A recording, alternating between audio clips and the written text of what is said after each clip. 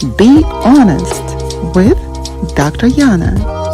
Join me for honest conversations with experts, get practical advice that will help you to better navigate your relationships and empower you to create meaningful and lasting connections. Fridays on United Public Radio Network 107.7 FM. Well, good morning, ladies and gentlemen. It's morning for me and afternoon for Dr. Sam Vaknin. You are with us on Be Honest with Dr. Yana on United Public Radio Network 107.7 FM. And it is Friday, and we have such a fantastic guest with us today. Dr. Vaknin is author of Malignant Self-Love, and there are so many credentials to him, so I'll just allow him to introduce himself. Dr. Vaknin, welcome.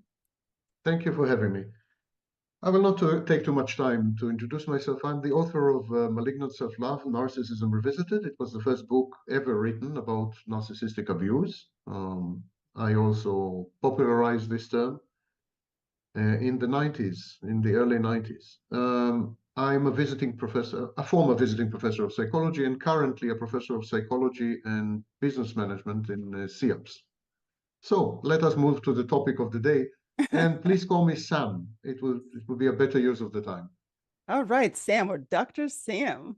All Sam, right. no need for doctor. Sam. Yeah. Well, fantastic. Thank you.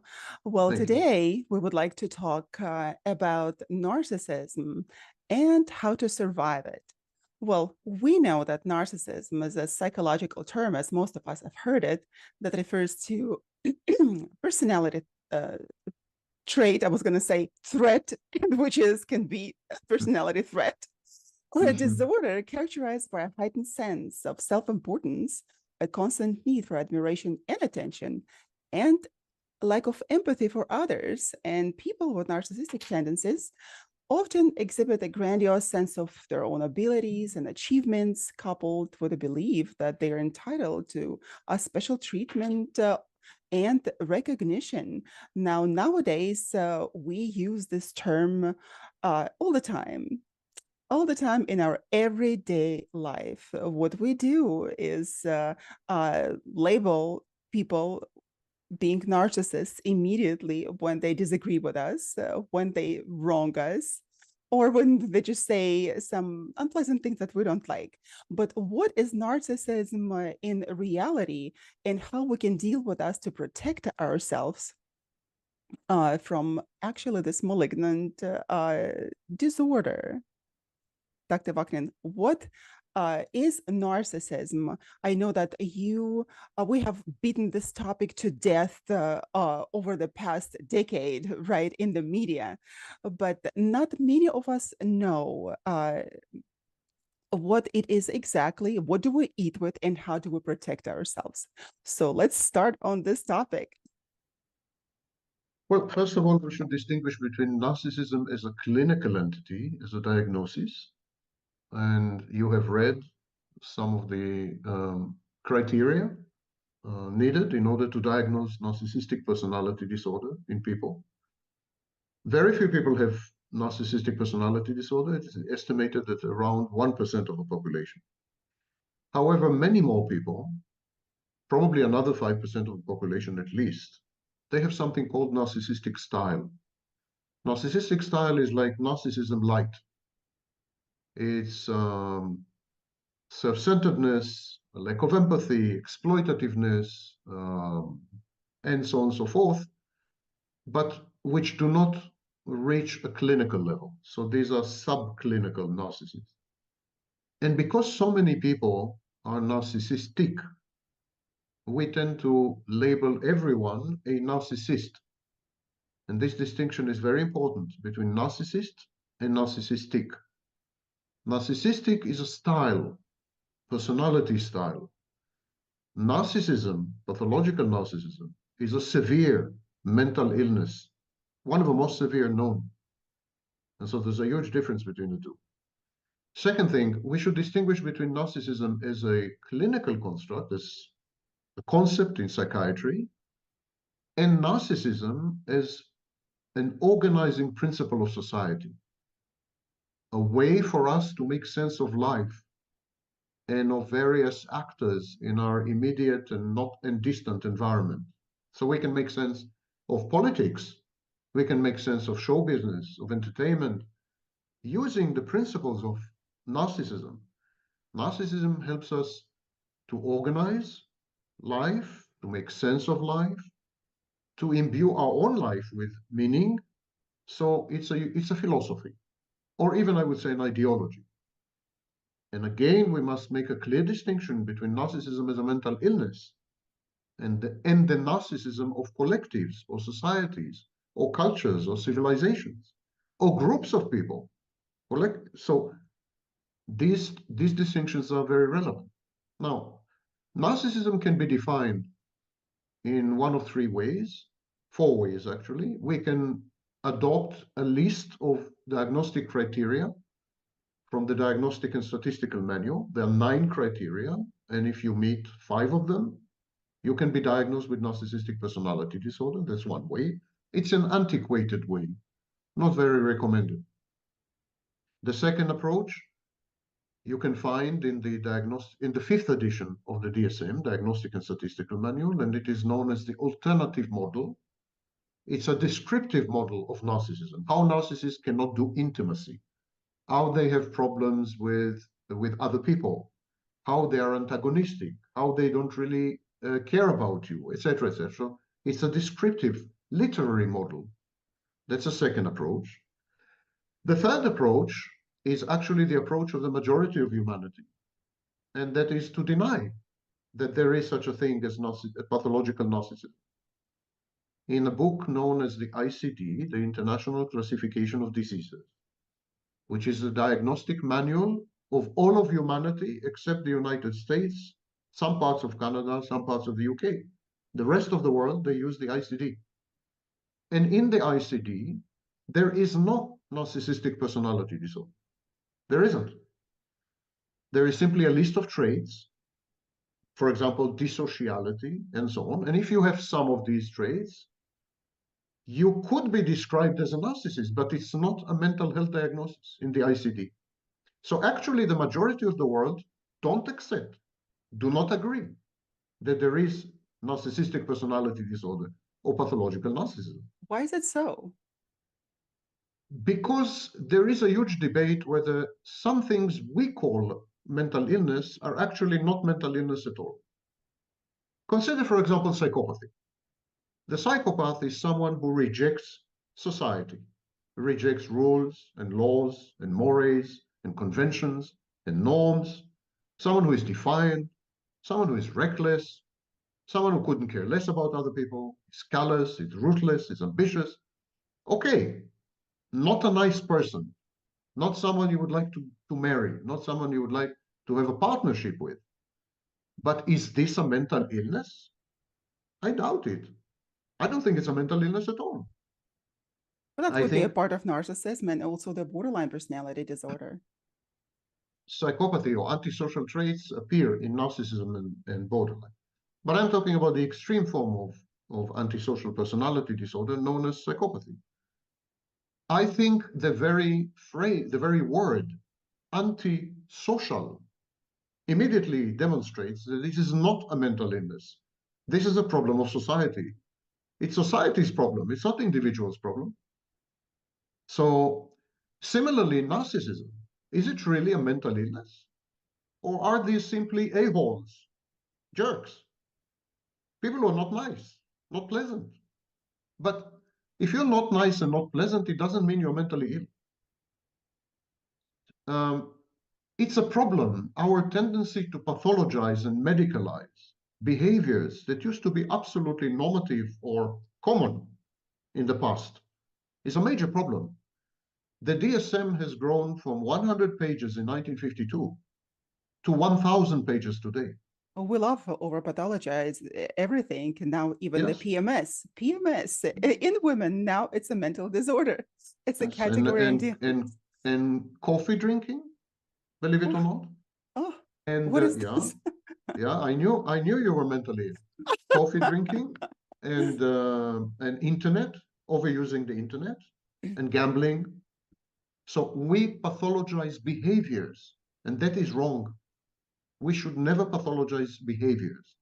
We should pathologize motivations and intentions and psychological processes.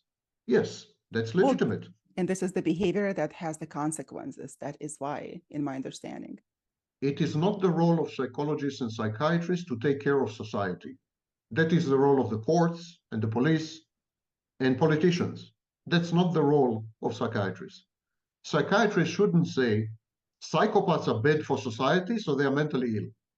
That is what the communists used to do in the USSR. They pathologized dissent, and these dissidents went to mental asylum because dissidents were declared mentally ill. If you oppose the communist regime in USSR, you must be mentally ill. You know, if you But also oppose, they were sent out of the country. And this is the most interesting thing, that when they were sent out of the country, they would go to the West. And that was always been my question, why they would be allowed to go to the West, because they would spread their ideas there. So why do you think that happened? Why do you think well, that they were allowed to leave? that's a political debate. But it is not, it is never good when what is supposed to be a science is put at the disposal of society, social control, conformity, and politics. It's never good when we politicize a science. And so if someone is against society, someone breaks the law in a habitual basis, if someone is against laws and rules and regulations and so on and so forth, that someone perhaps should be in prison, or that someone should have a difficult life. But that someone should not be diagnosed with a mental illness. It has nothing to do with mental illness. So there's a huge problem here. Even borderline personality disorder, which is one of the oldest diagnoses, even this today is contested by luminaries, by very important scholars such as Judith Herman. Even this is contested because if you have a problem with emotional regulation, if you're emotionally dysregulated, if you're overwhelmed by your emotions, and so on and so forth, does this mean that all your personality is problematic, or does this mean that you're mentally ill? If you are the victim of prolonged complex trauma known as CPTSD, and you behave in a abnormal or dysregulated manner because you are reacting to the trauma, it's a post-traumatic condition. Does that mean that you're mentally ill? I think we tend to medicalize and pathologize way too much, way too much. That also And gives the loophole to the political system, right, to excuse the behavior and probably, if not punishing the criminals like psychopaths for killing their victims, or then keeping them in mental institutions. psychiatry is a tool of social control, unfortunately. That's not me, that's Foucault. Michel Foucault said it. It's a tool of social control, and it is abused by politicians, definitely. So that's bad. That's a bad situation. Narcissistic personality disorder is a social problem. Narcissists harm and hurt other people. They damage people. They damage institutions and collectives. They damage society. They're bad. Many of them are bad people. They don't mean to be bad people. They're not psychopaths, but they're still bad. And so on and so forth. But what does any of this have to do with psychology? I don't understand. What does any of this have to do with psychology? This is a social problem, not a psychological one. Then how do we approach narcissism in order to protect ourselves?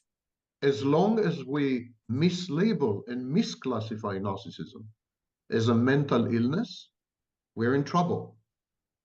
We need to begin to regard narcissism the way we regard crime, the way we regard substance abuse, the way we regard illegal immigration, the way we regard multiple other socio-cultural phenomena. It's a social dysfunction. Narcissism is a social dysfunction. It's relational, it's behavioral, it's context dependent. So we need to stop thinking about it as mental illness and begin to regard narcissists as a problem, And so, for example, we need to criminalize narcissistic abuse. Absolutely criminalize. Because it's criminal behavior. If you say narcissistic abuse is not criminal behavior, it's a form of mental illness, then you're legitimizing narcissism, in effect. You're giving narcissists a free pass.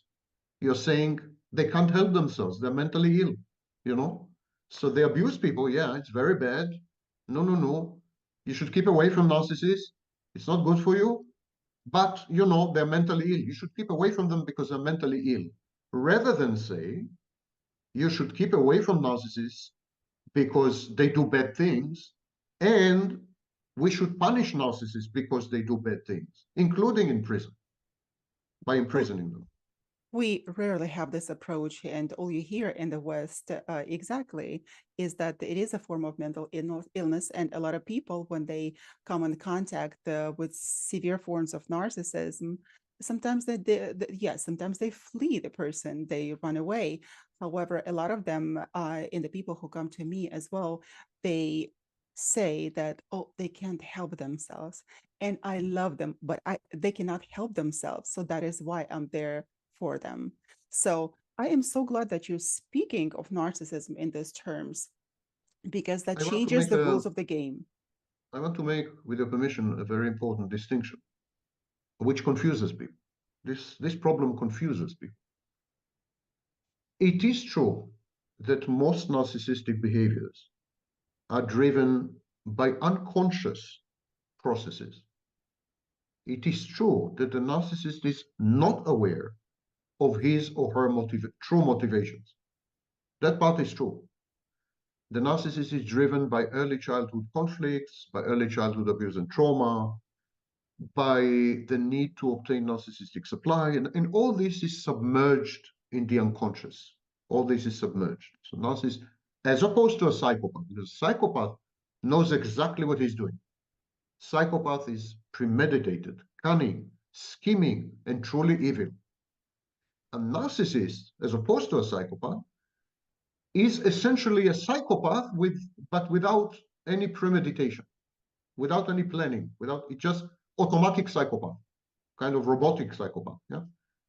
So it is true that in a way you cannot blame the narcissist for what he's doing, what she's doing, because they're driven. They are, if you wish, possessed. They are not in full control and with zero awareness of what makes them tick, what is driving them. However, it is not true that they cannot control their behaviors. That's a myth.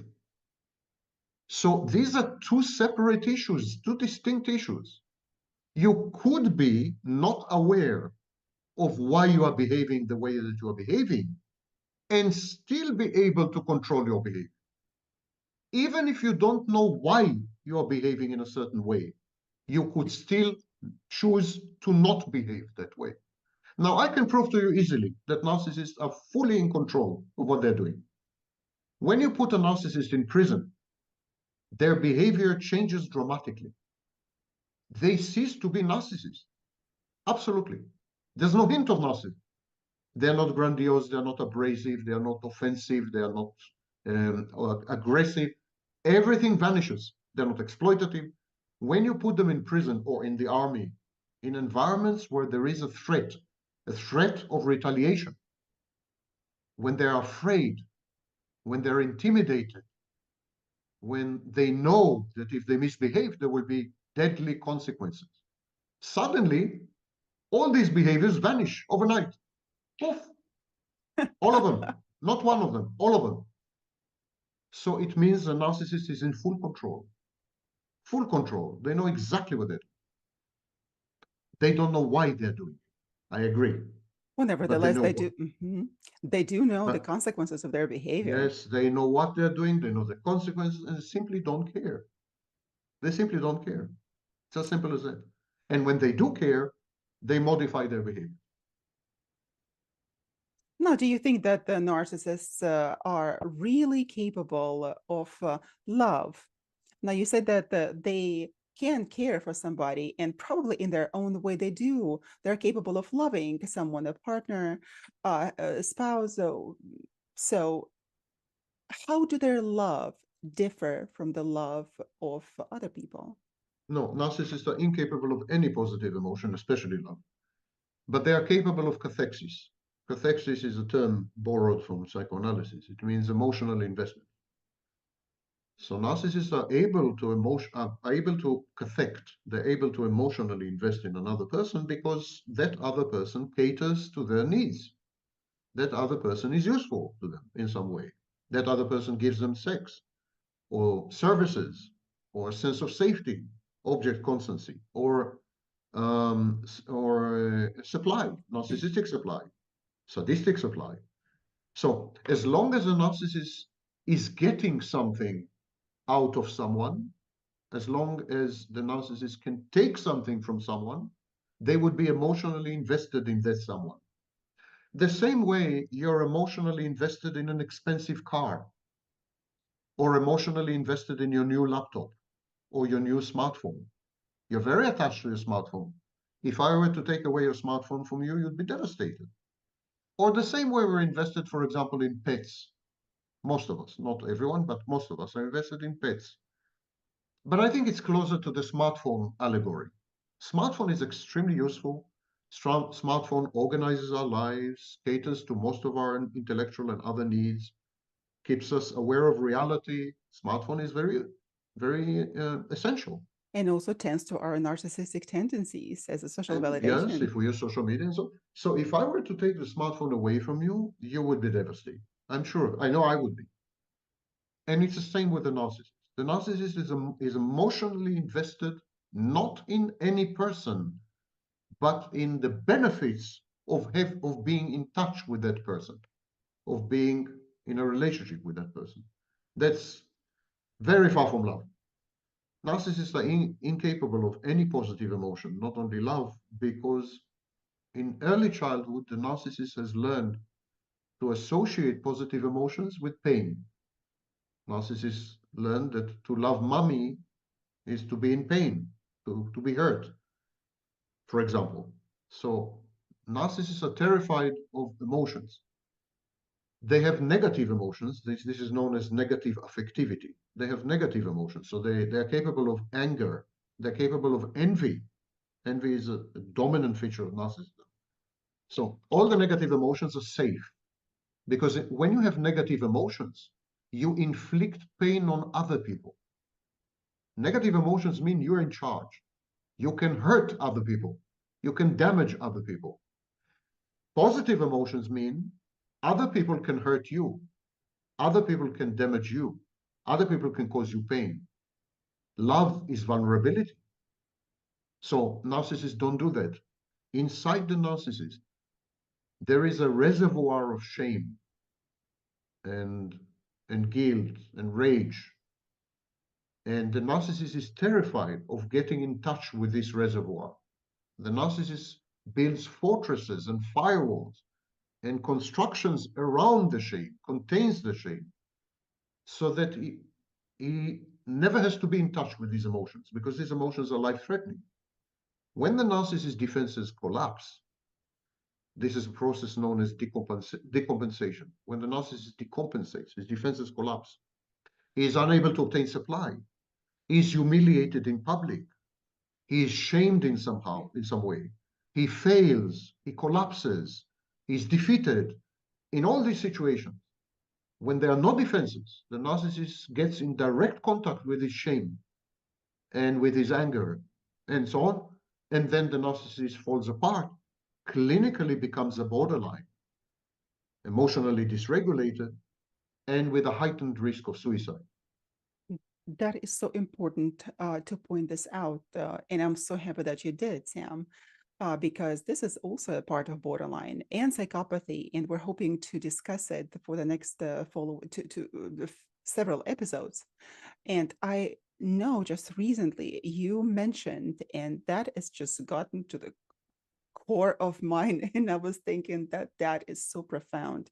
You said that narcissist needs to deanimate you. right? In order not to be exposed to the threat of abandonment, rejection, and humiliation, which can lead to narcissistic mortification. They do deanimate you because for them, at the very beginning, for example, you can be an object, an animate object, somewhat like a human, but then they deanimate you in order not to fall for that narcissistic mortification. Now, what is that narcissistic mortification exactly? What I just mentioned, narcissistic mortification is when you are humiliated in public. A narcissist is humiliated in public in front of meaningful others, uh, people that he values for some reason, people who his peers, his colleagues, his family, whatever. When he's humiliated in public, all narcissistic defenses collapse, and the narcissist is again a child in touch with enormous, enormous tsunamis of shame that sweep over him. He cannot control his emotions anymore, so he becomes emotionally dysregulated, a borderline in essence. And exactly like a typical borderline, he develops suicidal ideation. He wants to die. So this is mortification. The narcissist needs to deanimate you for several reasons, actually. And first, maybe it's good to explain what does it mean, deanimate you. Deanimate you means to kill you, at least symbolically, and then to embalm you, to convert you into an Egyptian mummy. And the best example of this process is in the movie Psycho, Hitchcock's movie Psycho, Mm-hmm. where Norman Bates mummified his mother and continues to interact with the mummy that used to be his mother. He puts her to bed, he washes her, he talks to her, he argues with her. They have huge arguments, and she's dead. It's a dead body, dead mummified body. That's the narcissist's ideal partner. Narcissist wants you inanimate. There are several reasons for that. One, the narcissist is dead inside. He is a mummy. He is an ancient Egyptian mummy. He's dead inside completely. And so he needs you to be dead also in order to resonate with you, in order to have something in common, if you wish. The second thing is he needs to fit you into what is known as a shared fantasy. Shared fantasy is a narrative. Well, no, maybe we'll not go into it right now, but it's a kind of a story. And you both need to fit into the story, you and the narcissist. But for you to fit into the narcissist's fantasy, shared fantasy, this narrative, this story, you need to not have a will of your own. You need to be devoid of a will. You need to be a puppet. And so he needs to deanimate you in order for you to be totally compliant, totally obedient and submissive and fit into the shared fantasy. The third element is what you mentioned, the fear of abandonment and rejection. And the fourth element is that the narcissist is incapable of interacting with external objects. He does not recognize the externality and separateness of other people. Instead, what he does, he converts other people into internal objects. He converts, for example, his intimate partner into an avatar or a snapshot or what is known as an introject, and then continues to interact with this representation of the intimate partner in his mind.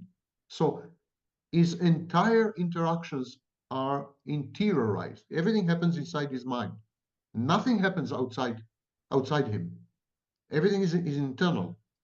Now, it's very important that you should not deviate from this snapshot, that you should not diverge from the avatar, that you should be in full compliance and in full conformity with your representation in the narcissist's mind.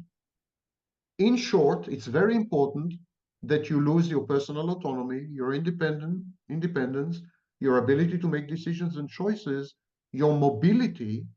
So the narcissist restricts your mobility, your social network, because social network can provide you with feedback, and this feedback can change you. The narcissist is terrified of change. He wants you to never change. And of course, only dead bodies, even dead bodies change, but okay, only mummified bodies never change. Death is the essence of narcissism. Narcissism is an absence masquerading, pretending to be a presence. It is non-existence. It's not a form of existence. It's a form of non-existence. It's totally nihilistic. So it's a death cult. The narcissist is at the center of a death cult. And to join the death cult, you need first to die. It's a rite of passage. Death cult. This is so profound, Sam, because that reflects the reality. And like you mentioned, that the narcissistic behavior needs to be criminalized. And I am so with you on that. However, with the common current tendencies of our society, we tend to excuse a lot of the things, including the recent trends with pedophile that are being almost legalized here in California, for example, where I live. So this is the pathology of the society as a whole. So as the society being pathological, for example, at its core, we tend to excuse other behaviors, like in the sense, in the case of narcissism, instead of criminalizing it, because otherwise it would also point fingers at the society as a whole and for the government as well.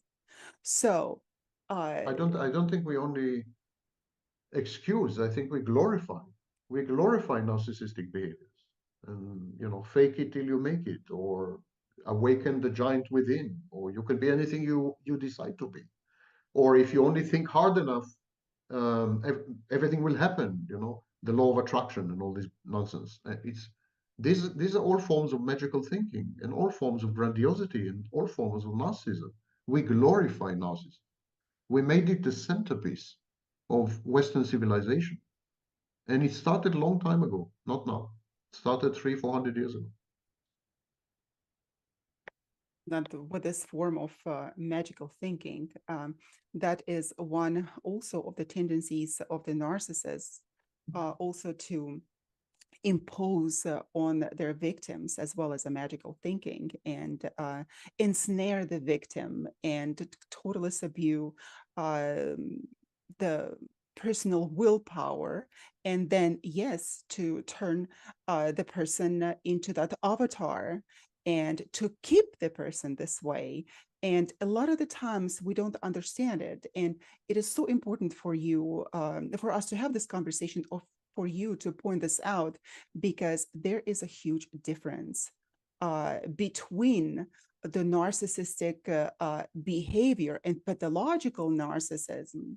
Because with the pathological narcissism, we need to be able to protect ourselves and have our own mind open and think critically and be able to recognize it and not to excuse it and not to fall prey for the society, to be devoured, and to understand the traits and to be able to protect ourselves. So Sam, how do we on our own personal level defend ourselves, not in the beginning, for example, not to fall prey for malignant narcissistic abuse? Because I know that even the closet narcissists, they have this malignancy in them.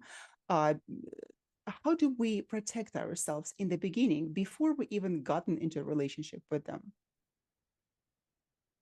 Studies have demonstrated conclusively that we spot narcissists within minutes. This is known as the uncanny valley reaction. In 1970, there was a Japanese roboticist, Masahiro Mori. Masahiro Mori suggested that when robots become very human-like, when robots become android, we're going to react badly. We're going to be ill at ease. We're going to feel uncomfortable around these robots. The more robots resemble humans, the higher the uncanny valley reaction.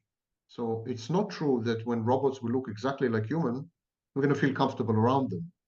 It's exactly the opposite. When robots are going to look exactly like human, we're going to be totally paranoid. We're going to feel very bad. This is known as uncanny valley.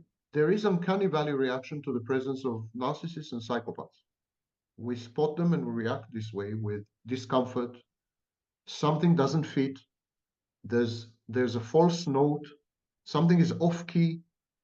It's as if these are human beings, but they look like human beings, but they were put together wrongly, or it's a simulation that is not 100% accurate. It's and this is why, you know, a few decades ago, we didn't use the term psychopath, narcissist, and so on. We used the term as if personalities, as if personality. They look fake. They look, yeah, it's a great simulation of a person, of a human being, but it's not. It's not a human being. Something is missing. Something is wrong. And of course, many things are missing. The narcissist doesn't have empathy. He doesn't have positive emotions. He's incapable of recognizing people as external objects or separate objects. I mean, in many respects, the narcissist is not fully human. I'm sorry to say, it's politically incorrect to say this, but he's not fully human. It's I a love being half-baked human. politically incorrect because that reveals the truth. Yes, it's a half-baked human. It's a human in process, and the process failed. So we feel that. We feel that within minutes, but we deny it. We deny it to ourselves because, for example, we are lonely. And we say, hey, he's a bit weird, but, you know, he's funny. He's weird, but he's funny. So I'm going to try.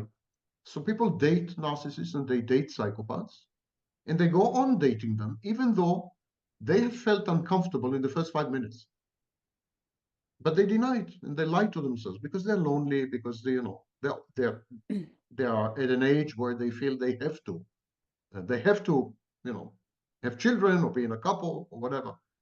So the first thing is, do not ignore your gut instincts and your intuition. If you feel something is wrong, it is very likely wrong. Walk away. Lesson number 2, narcissists invariably test your boundaries. They push the envelope. The first encounters with the narcissist involve constant testing. The narcissist gathers information about you, constructs a profile of you, scans your vulnerabilities and weaknesses, a process known as called empathy, and then tests you behaviorally. He pushes your boundaries, he breaches them, he breaks them, and so on. Do not let that happen. You could compromise on minor issues that have no bearing on who you are, on your identity. But if you are confronted with a demand to suspend who you are, or to behave in ways which contradict your values, for example, your beliefs, your convictions, the way you were brought up, who you consider yourself to be, self-image, self-perception, I mean, walk away. It's a bad sign. Number 3, ignore completely how the narcissist behaves with you, because that's an act. He's acting, he's manipulating. So the way he behaves with you can teach you nothing about the narcissist. Observe how the narcissist behaves with other people, with a waitress, with a cab driver, with a friend who happens to pass, with a stranger. The narcissist bothers to act in front of you. He bothers to invest in you. But with other people, he's going to be his real self. With other people, you're going to see the true face of the narcissist. So he's going to be very nice to you, very kind to you, amazingly attentive, compassionate, empathic, the most stunning person, a dream come true, and then he's going to shout at the waitress because she was 2 minutes late. Or he's going to humiliate the cab driver. And that is his true face. So pay attention to this. Next, if there are any discrepancies in the alleged biography of the narcissist tells you about himself, if things seem to contradict each other, and the contradiction doesn't have to be factual, it could be, for example, a contradiction in terms of who the narcissist is. But if you feel that things don't fit, walk away. The biographies of healthy, normal people are congruent. They're cohesive. They're coherent. They make sense. The biography of the narcissist is largely fictitious. Not because the narcissist is a liar, but because he lives in fantasy. He has a strong fantasy defense. So they're largely fictitious and very impossible, improbable. If it's too good to be true, or too bad to be true, or the parts don't fit, walk away. You notice that I'm saying walk away. Don't bother. Don't try to make sense of things. Don't invest any work or effort or thinking, or just walk away. With narcissists, the only solution is no contact, and immediate no contact. And finally, if the narcissist takes over, appropriates you, for example, he takes the keys from your hand and locks your own door, or he decides to which restaurant you're going to go. He orders food for you without consulting you. He asks you to give him a detailed report as to what you have been doing in the bathroom when you went to the bathroom in a restaurant. Or he chooses the movie you're going to watch. If he takes over, if he suspends your ability or your right to make decisions and choices, that's a very bad sign. Walk away. If there is no consensus, if there is no compromise, if there's no negotiation, if there is no reciprocity, if there's no equality from the get-go, that's an exceedingly bad sign. Normally, a healthy, normal person would see you as a separate entity with your own wishes and dreams and emotions and cognitions and fears and memories. And a healthy, normal person would bother to consult you, would seek a consensus with you, would compromise with you.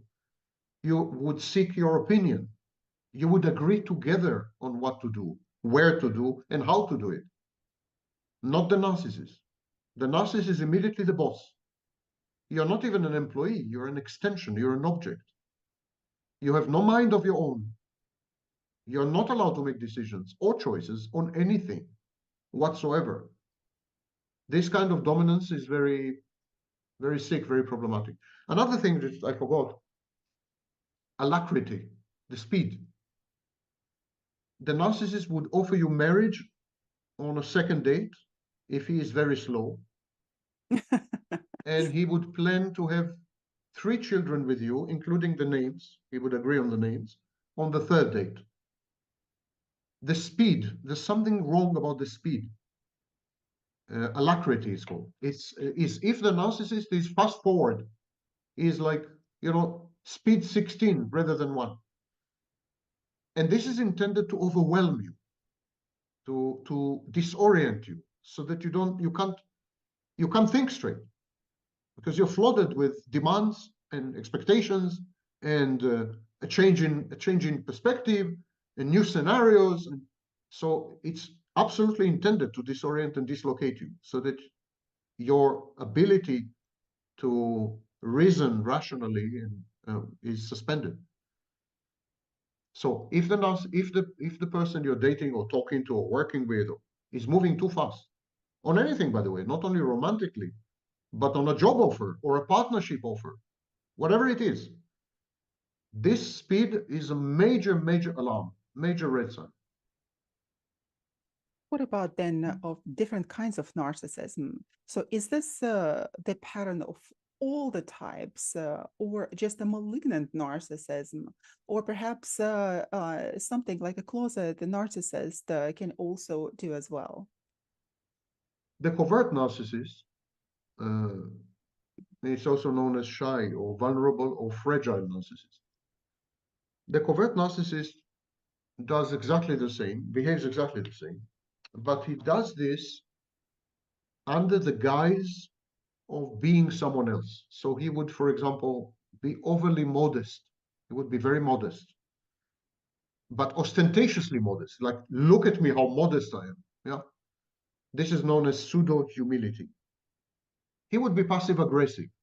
So he would not aggress against the cab driver or against the waitress, but he would sabotage them somehow. He would still damage them. He would be covert. He would be hidden. So, for example, the overt narcissist would seek compliments openly, while the covert narcissist would seek compliments by underestimating himself. He would say, for example, I know I'm very stupid. And he would expect you to say, you're not stupid at all, you're a genius. It's a way of fishing for compliments. So while the covert and the overt narcissists seek the same outcomes and essentially engage in the same behavioral goals, the way they get there is different. The covert narcissist gets there by manipulating you, by sabotaging, by acting under the radar, and so on and so forth, while the overt narcissist doesn't bother. He simply gets what he wants. He simply does what he wants. Is what we say that the overt narcissist is disinhibited, while the covert narcissist is inhibited mainly because of shame and a sense of inferiority. But they're both very pernicious, and they're both, as I said, it's exactly the same. There's no difference between aggression and passive aggression, because in both cases, the other party is harmed and hurt. There's no difference between an overt narcissist who tells you which movie we're going to see today. He's not going to consult you. He's not going to ask you, do you have a movie in mind? He's going to tell, today we're going to see this movie. So that's the overt. And the covert would say, listen, we have a few options, but I really, really think that this one is the best. I'm dying to see this movie. I've been waiting for months to see this movie. He would manipulate you into the same outcome. But ultimately, both of them decide which movie you're going to see, period. You have nothing to say. Nothing to say. And that is a covert manipulation. Of course, sometimes it is so not in the open, and that can confuse us. Now, is it possible for the person to behave as a covert narcissist in order to be a full-blown malignant narcissist later in the relationship? And does it have to be a long relationship? It could be a short, a few days old, or even several months into the relationship. I noticed, and now I learned something very profound from you, that the history, the storyline of the narcissist does not make sense. And because I have come in contact, and for me, that was a huge revelation that the narcissist can possibly turn from a very innocent lamb into the malignant wolf. And by the way, I love wolves as animals because they can be sometimes more noble than humans. But at the beginning, with a covert narcissist, we may not even notice their behavior. The red flags may not be out there in the air. We can confuse the modest behavior, the shyness for the niceness of the person. And later, when we are already ensnared into the trap of the narcissist, then the narcissist would open up and show their real face. Because even, and I don't want people to get confused even about the age, because the narcissism continues into the older age. And I have seen older people behaving in such malignant ways that you would not even expect them to be. Because a lot of the times when people tell me that, how can you talk like that about older people? Oh, yes, that's exactly the same way as the Nazis that were caught, that were not caught, that fled Germany and settled somewhere in South America. And later on in their 70s and their 80s, that they were brought to trial. And somehow the whole world had to feel very compassionate for them because they were old and could not move their limbs. For example, they were sitting in a wheelchair. And somehow we had to be compassionate as humanity. But nevertheless, those crimes should not be forgotten or forgiven, because even the older people that behaved malignantly their entire life in damaging human lives, they can continue to be as such later in their lives. And if I came across one gentleman, he was 78 years old. And at the beginning, he was a nice, just a fluffy bunny. And you would never recognize any signs of malignant narcissism. And only later, in a few months, I realized that the person was a profound narcissist. Malignancy was pouring out of that person. And the poison that was spreading around him on all of the human beings was so dark and profound that I walked away. It is absolutely impossible to deal with this kind of a behavior. So I think it is very important to recognize that that malignancy, that nasty behavior does not go away. It is always there. And like you said, first 5 minutes, regardless whether you see it overtly or not, there's going to be something in you inside as a normal human being. And of course, the normalcy is such a vast concept, but you will know. So I'm so glad that you mentioned this 5 minutes, exactly the 5 minute rule, right? five Yeah. minute rule. That's exactly it First of is. all, uncanny valley reactions have been documented with overt narcissists and with covert narcissists. So we react badly. We react with discomfort. We feel ill at ease with coverts as well as with overts. So this alarm mechanism, this intuition, this gut instinct is our friend, and it is helpful with coverts and with overts.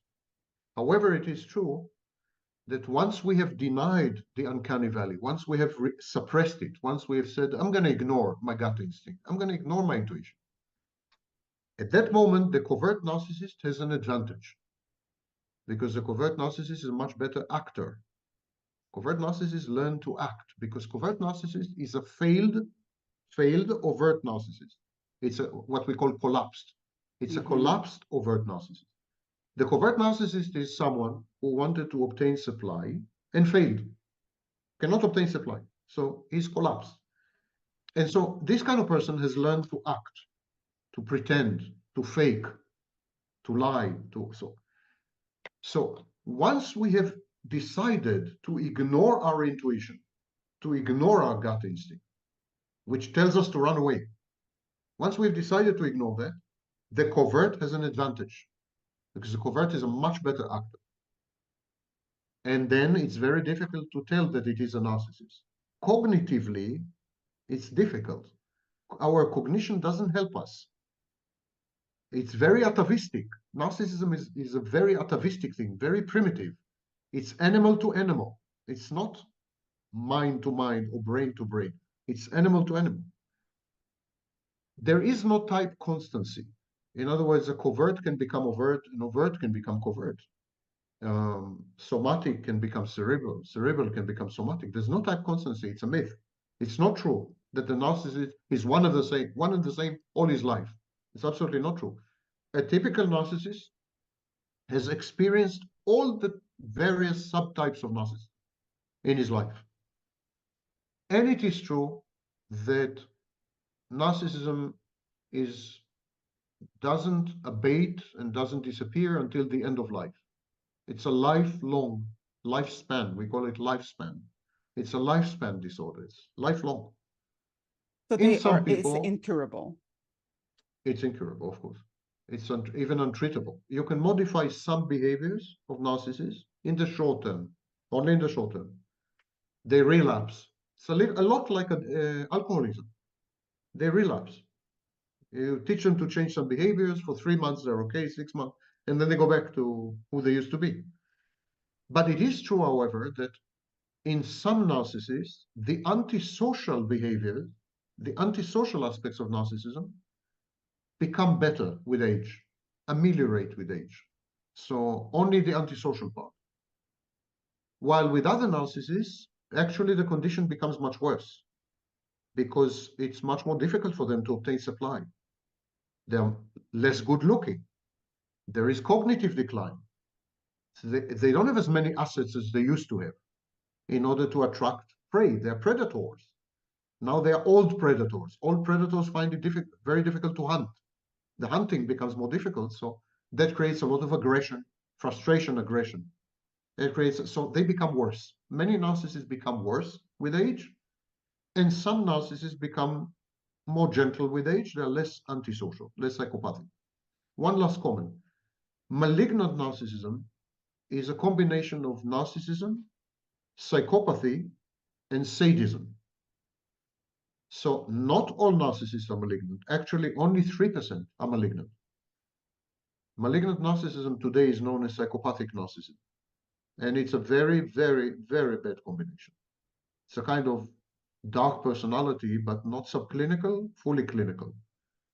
It's a narcissist who uses the psychopath's methods to obtain narcissistic supply. And in doing that, he is hurting people because it gives him pleasure. Imagine the combination. So 3% of narcissists are malignant narcissists. And these people, as they age, the psychopathic side becomes less pronounced. They are less, for example, they break the law less often. They're more normative. They're more pro-social as they age, but they become more sadistic. It's a kind of compensatory mechanism. I am less psychopathic, but I'm more sadistic. And so they're more narcissistic and more sadistic when they age, but less psychopathic. That is so profound. That is so profound. And we have had the conversation that normally people don't have on this type of conversations and podcasts. And I'm so grateful to you for bringing this up and also being politically incorrect because in our culture, of course, we're being killed by this being politically correct. And political correctness was born here in the United States in 1990s, and it was spread as cancer all over the world. So in order to be truthful, in order to change something in the world, we must be politically incorrect. And in fact, we are being truthful and correct, but we're deemed as incorrect. And we're banished for that. And we're excluded, excommunicated from the society. So I thank you. I thank you for your marvelous approach. And I understand that takes one to know one, absolutely. So I hope, Sam, that we can meet again in the near future to discuss it further and also go into the borderline and psychopathy further. So thank you so much for joining us today. You have a fantastic evening. You too. And thank you. We have been on United Public Radio Network. I'm so discombobulated with all these thoughts now. They're sinking in my head. On Be Honest, the radio show with Dr. Yana. So thank you for joining us today. We'll see you again. Thank you. Thank you for having me.